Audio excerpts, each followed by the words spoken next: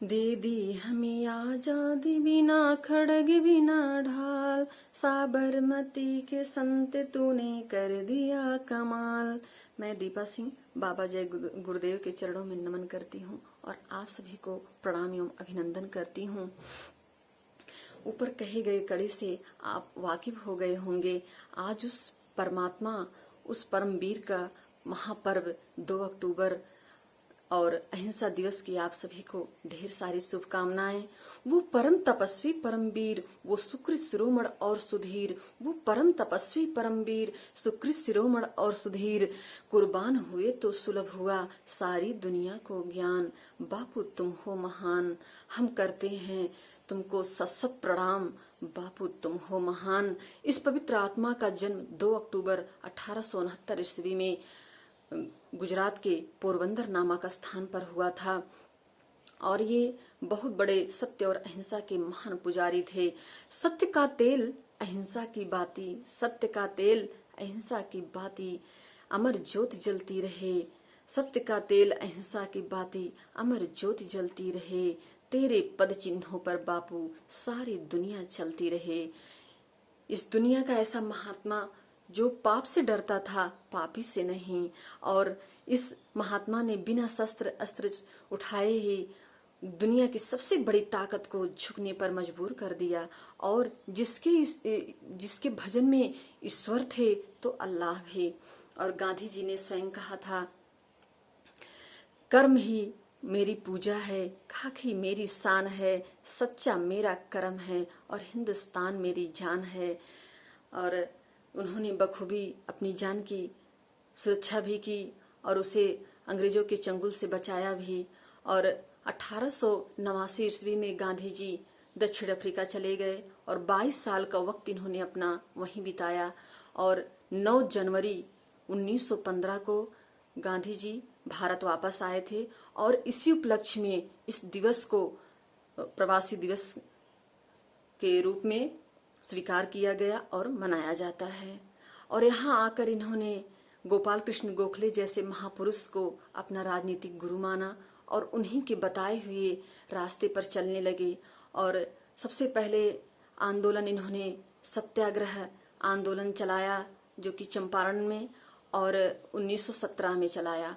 और इसके बाद 1918 में खेड़ा सत्याग्रह आंदोलन चलाया, 1919 में खिलाफत आंदोलन चलाया और 1920 में असहयोग आंदोलन चलाया और 1930 में सवज्ञा आंदोलन चलाया। और सबसे बड़ा आंदोलन जो कि महात्मा गांधी जी 1942 में भारत छोड़ो आंदोलन चलाए, जिससे कि हमारे भारत देश को स्वतंत्रता के रास्ते की एक लकीर मिलने लगी। और इस प्रकार उन्होंने इस भारत छोड़ो आंदोलन को चला करके हमारे देश को स्वतंत्र कराया। इस महापुरुष के बारे में जितना कुछ भी कहा जाए वो कम ही है। और इसके बाद इनके इसी अथक प्रयासों और इसी कर्म से प्रभावित होकर टैगोर जी ने इन्हें महात्मा शब्द की उपाधि दी थी और सुभाष चंद्र बोस जी ने इन्हें राष्ट्रपिता का नाम दिया था। इस प्रकार हमें इस चीज का विशेष ध्यान देना है, बापू के सपनों को हम सबको सजाना है, बापू के सपनों को हम सबको सजाना है। देकर लहू का कतरा इस चमन को बचाना है, देकर लहू का कतरा इस चमन को बचाना है।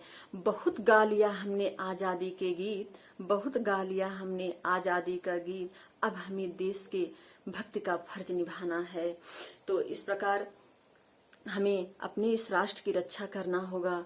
और ऐसा हमारे देश के महान वीर, महान पराक्रमी योद्धा जो कि सियाचिन ग्लेशियर और गलवान घाटी जैसे महान एवं कठिन एवं दुरूह रास्तों पर हम सभी लोगों की सुरक्षा के लिए, हमारे देश की रक्षा के लिए डटे हुए हैं। और वो दिन के दिन भूखे प्यासे किस तरह हमारी रक्षा कर रहे हैं, इस बात का हमें अंदाजा होना चाहिए। और उन्हीं के इस महान कर्तव्य से आज हम अपने घरों में सुख और चैन की नींद खा रहे हैं, सो रहे हैं, जी रहे हैं। हमें ऐसे महापुरुषों को सलाम करनी चाहिए और उनके हौसलों को बुलंद रखना चाहिए। किसी ने खूब ही कहा है, न संघर्ष न तकलीफें न संघर्ष न तकलीफें, फिर मजा है क्या जीने में। न संघर्ष न तकलीफें, फिर मजा है क्या जीने में। तूफान भी थम जाएगा यदि लक्ष्य होगा सीने में। तूफान भी थम जाएगा यदि लक्ष्य होगा सीने में। तो इस तरह हमें सबसे ज्यादा तो दृढ़ निश्चय होना चाहिए। हमें किसी चीज को करने की अपने अंदर एक जिद होनी चाहिए, एक हुनर होना चाहिए। उलझी हुई दुनिया को सुलझाने की जिद करो, उलझी हुई दुनिया को सुलझाने की जिद करो। जो ना हो अपना उसे अपनाने की जिद करो, जो ना हो अपना उसे अपनाने की जिद करो। इस समंदर में तूफान बहुत आते हैं मगर, इस समंदर में तूफान बहुत आते हैं मगर, उसकी साहिल पर घर बनाने की जिद करो, उसकी साहिल पर घर बनाने की जिद करो। जय हिंद, जय भारत।